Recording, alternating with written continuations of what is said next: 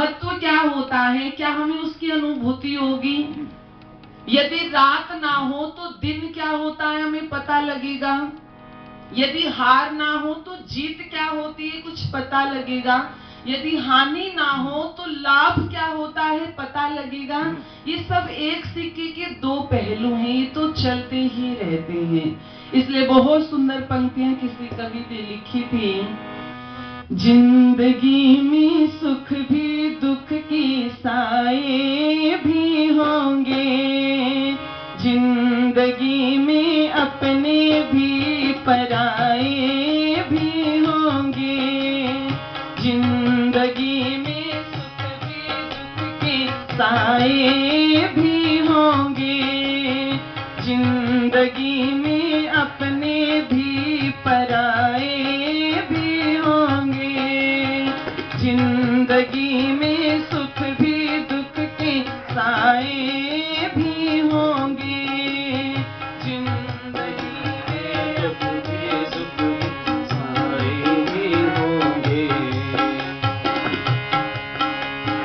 जिंदगी है जब तलक तेरी इस दुनिया में, तेरी इस दुनिया में, जिंदगी है जब तलक तेरी इस दुनिया में, तेरी इस दुनिया में, अड़चने आती होगी बाधा भी जीवन में, बाधा भी जीवन में, फूल के संग कांटे भी पाए भी होंगे, फूल के संग कांटे भी पाए ही होंगे, जिंदगी में सुख भी दुख के साए भी होंगे, जिंदगी में अपने भी पराए भी होंगे, जिंदगी में दुख भी सुख भी सारे ही होंगे, जिंदगी में दुख भी सुख भी सारे ही होंगे। निंदा कहीं पे आपकी दुनिया में खूब होगी, दुनिया में खूब होगी, निंदा कहीं पे आपकी दुनिया में खूब होगी, दुनिया में खूब होगी, आदर कहीं पे आपका प्रशंसा भी होगी, प्रशंसा भी होगी, कर्मों के फल दुनिया में पाए भी होंगे, कर्मों के फल दुनिया में पाए भी होंगे, जिंदगी में सुख भी दुख के साए भी होंगे, जिंदगी में अपने भी पराए ही होंगे, जिंदगी में दुख भी सुख के साए भी होंगे।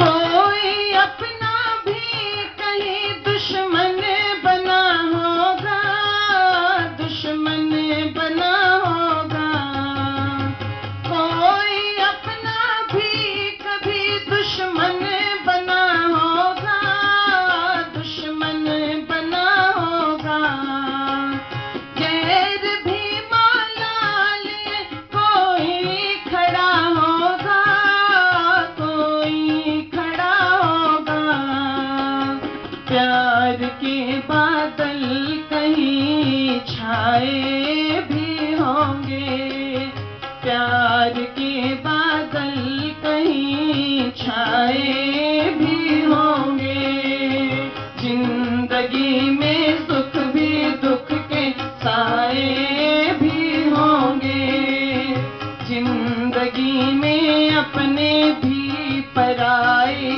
भी होंगे, जिंदगी में सुख भी दुख के साए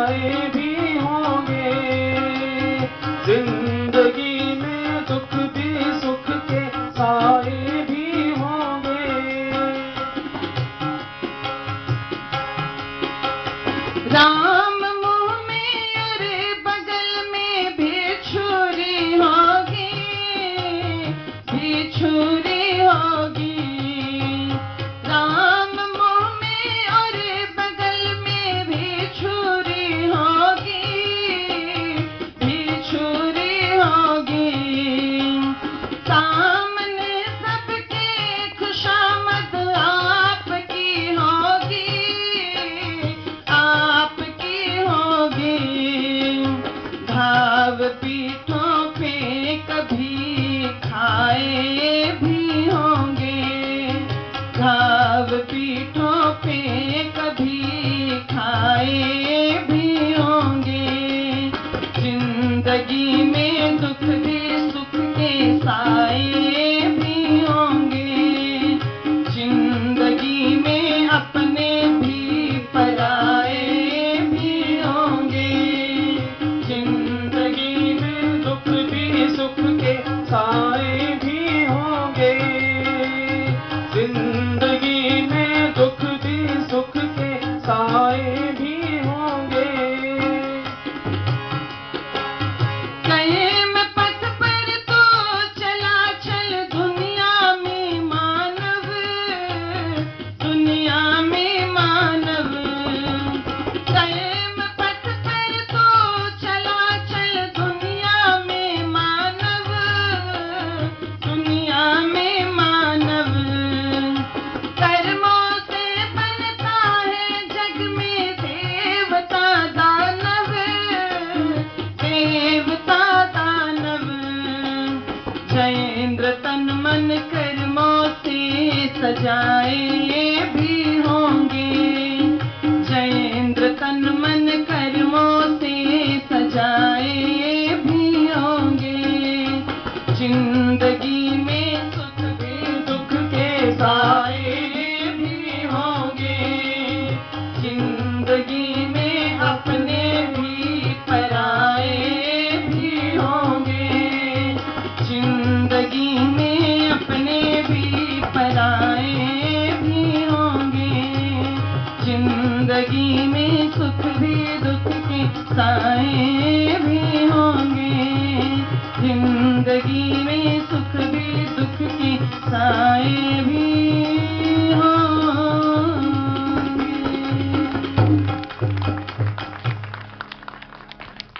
जिंदगी में सुख भी दुख के साए भी होंगे और जिंदगी में अपने भी पराए भी होंगे। ये प्रश्न मैं हर जगह पूछती हूँ कि बताइए जीवन में सुख ज्यादा है या दुख ज्यादा है? आप भी बता दीजिए। सुख ही सुख है। ज्यादातर जो परसेंटेज निकल करके आता है जिस उत्तर का, ज्यादातर यही कहते हैं कि जीवन में दुख ज्यादा है और सुख कम है। ऐसे बहुत से महापुरुष भी हुए जिन्होंने ये कहा कि संसार में तो दुख ही दुख है, जैसे नानक जी कह करके गए, नानक दुखिया सब संसार, इस संसार में तो दुख ही दुख है। महर्षि दयानंद एक ऐसे महापुरुष हुए जब उनसे पूछा गया कि जीवन में सुख ज्यादा है या दुख ज्यादा है, तो ऋषि दयानंद क्या लिखते हैं, देखो वैसे तो जीवन में सुख ही ज्यादा है, सुख ही ज्यादा है, लेकिन व्यक्ति को दुखों की प्रतीति बहुत ज्यादा होती है। व्यक्ति दुखों को बहुत बड़ा करके देखता है और सुखों को बहुत छोटा करके देखता है, तो उसे लगता है कि जीवन में दुख ज्यादा है और सुख कम है। यदि हम आज से अभी से अपने जीवन में लिखने लग जाए ना कि हमें ये सुख मिला, ये सुख मिला, ये दुख मिला, ये दुख मिला, तो जीवन में सुख ही ज्यादा होंगे, सुख ही ज्यादा होंगे। रामचंद्र देहलवी जी एक बहुत सुंदर उदाहरण लिखते हैं कि कैसे व्यक्ति जीवन में सुख और दुख को छोटा और बड़ा करके देखता है। उन्होंने लिखा कि जैसे एक व्यक्ति 100 किलोमीटर की यात्रा करता है, चाहे अपनी गाड़ी से करे, बस से करे, जैसे भी करे, वो 100 किलोमीटर की यात्रा करता है। उस 100 किलोमीटर की यात्रा में 80 किलोमीटर की सड़क तो बहुत अच्छी है, बिल्कुल हाईवे बने हुए हैं, ब्रेक लगाने की भी जरूरत नहीं है, गाड़ी बहुत स्मूथ चल रही है। लेकिन 20 किलोमीटर ऐसी टूटी फूटी सड़क आ जाती है, अप्रोच रास्तों से जाना पड़ जाता है, गांव के रास्तों से जाना पड़ जाता है, तो 20 किलोमीटर में व्यक्ति परेशान हो जाता है ना। जब गाड़ी दूसरी गियर से ऊपर ही नहीं जाती तो परेशान हो जाता है। और जब वो अपने लक्ष्य पर पहुंचता है तो व्यक्ति गाड़ी से उतरते ही क्या कहता है, इतनी निकम्मी सरकार, जो पैसे आते हैं वो तो सारे खा जाते हैं, ऐसे नहीं कि सड़कें बना दे, ऐसे नहीं कि जहां पर टूट फूट हुई है उनकी मरम्मत करवा दे। तो रामचंद्र देवी जी कहते हैं, अच्छा ये बताइए कि 100 किलोमीटर की यात्रा में व्यक्ति को सुख अधिक मिला था या दुख अधिक मिला था? सुख मिला था ना। 80 किलोमीटर की यात्रा तो सुख में थी, दुख में तो 20 किलोमीटर की यात्रा ही थी। लेकिन जैसे ही गाड़ी से उतरा है तो उसने सुख की चर्चा नहीं की है, उसने उस दुख की चर्चा की है जो उसे 20 किलोमीटर में मिला है। ऐसे ही हम भी हैं, हम जीवन में सुखों को बहुत छोटा करके देखते हैं और दुखों को बहुत बड़ा करके देखते हैं। और यदि हम जीवन में सुखों की अधिकता चाहते हैं तो उसका उपाय क्या है? तो कहा ये हमारे हाथ में है कि हम सुखों को कैसे बढ़ा सकते हैं और दुखों को कैसे घटा सकते हैं। तो कहा व्यक्ति मनुष्य जीवन में ऐसे शुभ कर्म करे, क्योंकि मनुष्य कर्म करने में स्वतंत्र है। क्योंकि ये जो सुख और दुख हमें जीवन में मिल रहे हैं, ये किसके आधार पर मिल रहे हैं? ये हमारे कर्मों के आधार पर ही तो मिल रहे हैं। एक बच्चा सड़क पर पैदा हो रहा है और एक अंबानी के घर में पैदा हो रहा है। ये पैदा होते जो अंतर आया है, ये किसके आधार पर आया है? ये कर्मों के आधार पर ही आया है। एक बच्चा अंग भंग पैदा हो रहा है और एक बहुत हष्ट पुष्ट पैदा हो रहा है। ये अंतर किसके आधार पर आया है? ये हमारे कर्मों के आधार पर ही तो आया है। ऐसा तो नहीं है ना कि बच्चे ने गर्भ के अंदर ही ऐसे बुरे कर्म कर लिए कि वो बच्चा पैदा हुआ तो अंग भंग पैदा हुआ। ये हमारे कर्मों के आधार पर। इसीलिए वेद ने कहा कि कुर्वन्य वेह कर्माणि, कि हम 100 वर्षों तक जीने की इच्छा करें, 100 वर्षों तक। लेकिन कैसे करें? कहा हम शुभ कर्म करते हुए, अच्छे कर्म करते हुए 100 वर्षों तक जीने की इच्छा करें। जैसे जैसे शुभ कर्म जीवन में बढ़ते चले जाते हैं, उनकी अधिकता होती चली जाती है, जीवन में सुख बढ़ते चले जाते हैं। क्यों? क्योंकि परमात्मा हमें सुख और दुख नहीं देता। परमात्मा सुख दुख नहीं देता। परमात्मा तो हमें हमारे कर्मों के फल देता है, सुख और दुख रूप में। जो जैसे कर्म करता है, क्योंकि वो एक न्याय व्यवस्था लेकर के बैठा है, ना वो कम देता है और ना वो अधिक देता है। वो एक न्याय व्यवस्था लेकर के बैठा है, इसीलिए उसे क्या कहा जाता है? वो न्यायकारी भी है। इसलिए यदि जीवन में हम सुख चाहते हैं तो हम वेद की इस बात को माने, जिस वेद मंत्र के आधार पर पूरी गीता घूम रही है, योगीराज श्री कृष्ण जी महाराज ने जिसकी चर्चा की है। ध्यान रखना, वेद ने कहा पक्तारम पकवाह पुनराविशाति, कि हम जैसा पकाएंगे हम वैसा ही खाएंगे, हम जैसा बोएंगे हम वैसा ही काटेंगे, हमारे पास वैसा ही लौट करके आता है। आपने कुआं देखा होगा, उस कुएं के अंदर आप जो बोलते हैं वही कई गुना होकर के आता है ना। कई आवाज आती है, 2-3 आवाजों में लौट करके आता है। अच्छी बात बोलोगे तो अच्छी बात लौट करके आएगी, और बुरी बात बोलोगे, गाली दोगे तो गाली ही लौट करके आएगी। जैसा पकाएंगे वैसा ही हम खाएंगे। एक बूढ़ी माता जी थी, एक सेठ जी की दुकान पर गई और 1 किलो चीनी लेकर के आई। 1 किलो चीनी लेकर के अपने घर आ गई।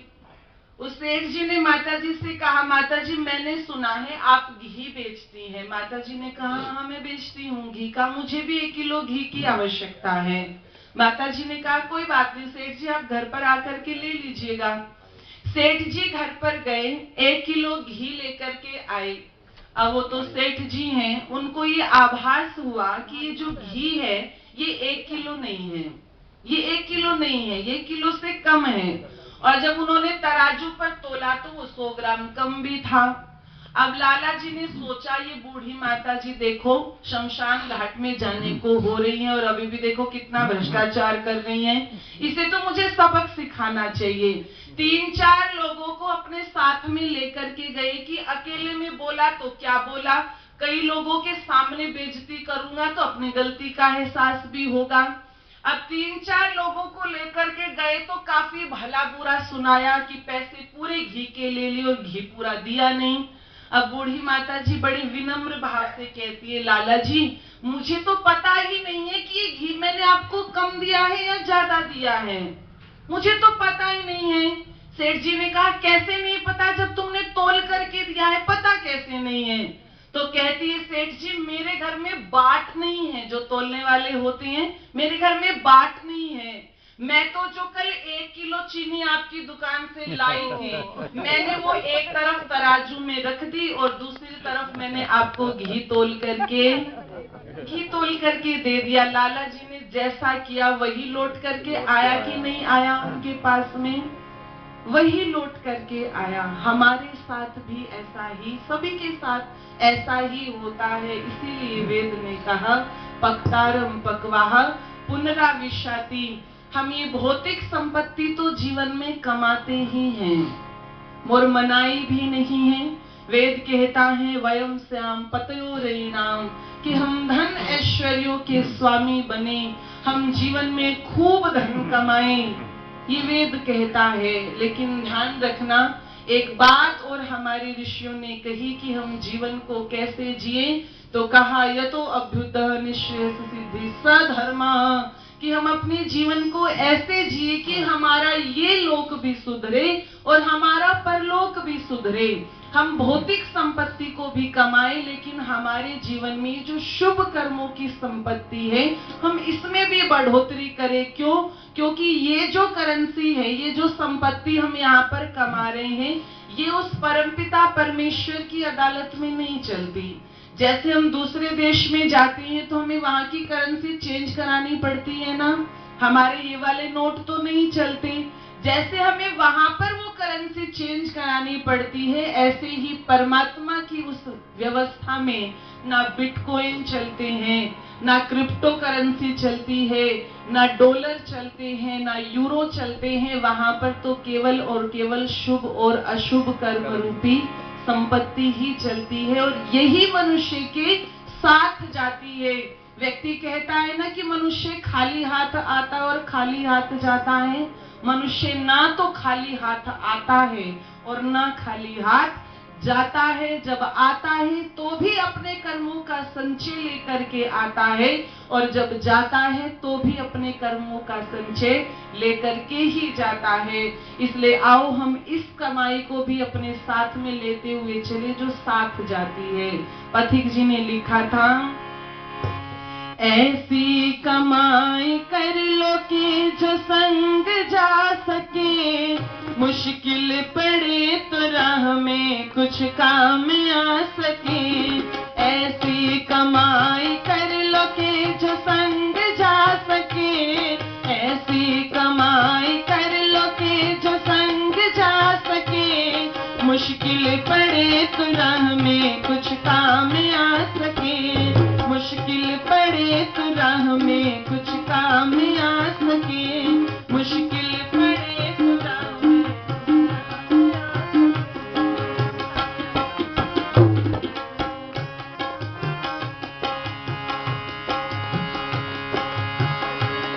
संसार में आता कोई साथी नजर नहीं, संसार में आता कोई साथी नजर नहीं, बस नाम के साथी है ये साथी मगर नहीं, बस नाम के साथी है ये साथी मगर नहीं। साथी बनाओ उसको जो साथी कहा सके, साथी बनाओ